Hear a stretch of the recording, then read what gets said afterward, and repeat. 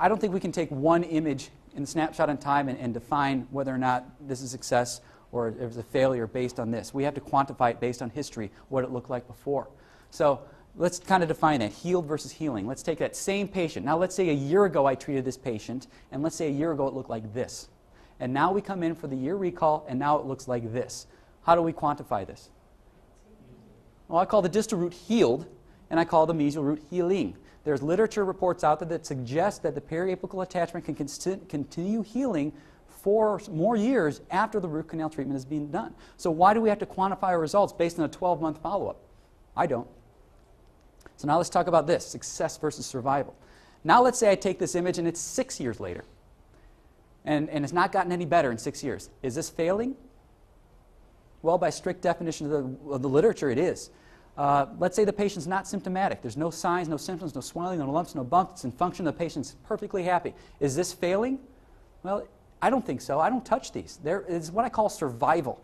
And I really think that endodontists should start looking at or evaluating our outcomes based on survival as opposed to success or this strict, complete regeneration of the periapical attachment. Because I'm not going in and retreating that just because there's a lesion. This has stabilized itself. Implant literature is based on survival, not success. Who's laying flaps and determining whether that implant is 100% osseointegrated? Nobody. Either the implant's there or it's not. And if the implant's there, it's considered a success. My tooth is there. It's not hurting them. I consider this survival. Success versus fail. Let's look at this now. Now let's say I start off with this as my final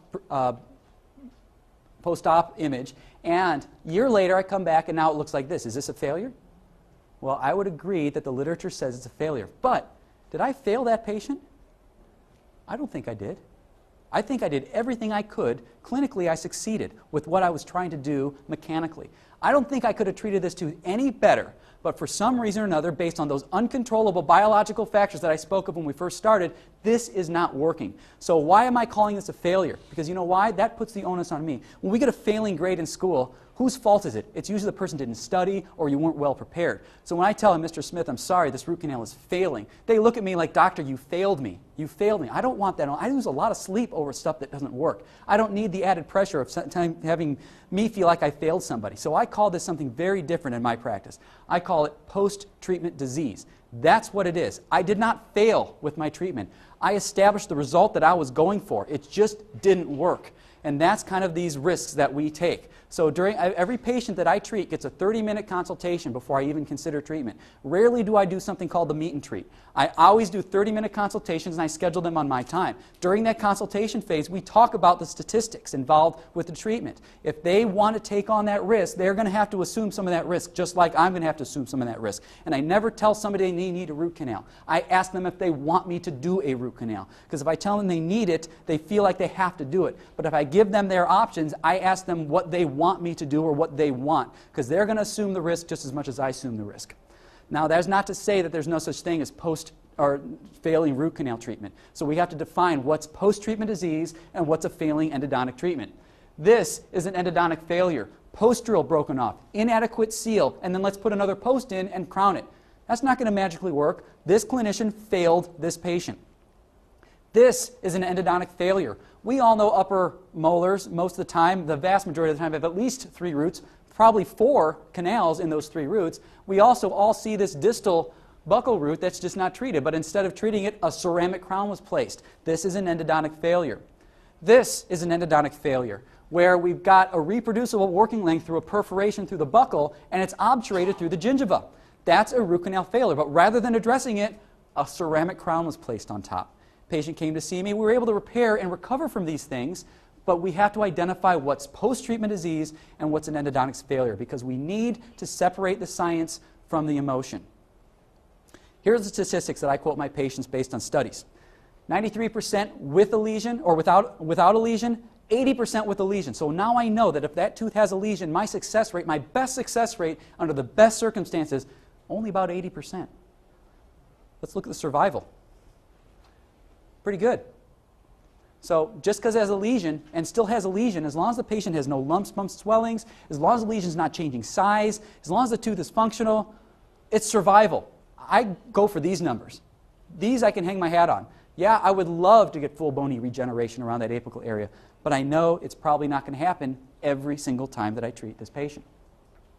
When I first started my practice in 2006, I was very, very conservative when I recommended treatment. I would get these molar teeth referred to me with slight symptoms, but nothing major, asking for my blessing on putting the crown on. So I'd say, yeah, you know, it's not infected, we're not really doing anything, go ahead and put your crown on. Then 2 or 3 years later, that same person would come back to me now with a lesion. So now, I'm much more aggressive with these things. I know I'm going to get a better outcome as far as what we all deem successful if I do that root canal treatment before there's a lesion present. So I'm justified in treating those teeth. So I've gradually changed my philosophy on when I choose to treat or when I choose not to treat based on outcomes. So bottom line is we've got to get the patient's expectations in line with what's possible. And as long as we're all on the same page, I will do everything I can, and I do not give up very easily to try to treat and save that person's tooth. So these are the options that are available in my clinic, but you also may have another option available in your clinic, and the option is to refer. And we can't downplay the possibility that we may need, that something may be out of our scope of practice. I said when I was a general practitioner that I would treat 90% of what came into my office, but that wasn't 100%. Still, some of the stuff that comes in my office I don't want to treat. I would love to be able to refer to my partner. I do sometimes. Kidding. So it really comes down to case selection, what we feel comfortable with. And again, when we talk about those 3 images, the straight on, the shift film, and the bite wing, there are some people that give me a lot of grief about exposure. Well, your dentist emailed you the images, or I've got this nice paper copy that they printed up on their 1985 printer that's all pixelated. That's really of no diagnostic value to me. So I always have to take my own images, not only for legal reasons, but because of situations like what I'm going to show you here. Patient came into me. This was an emailed image of this lower calcified incisor here that they wanted me to treat. I'm like, fine. So a patient comes in a month later and we try to take images. No, I don't want any images.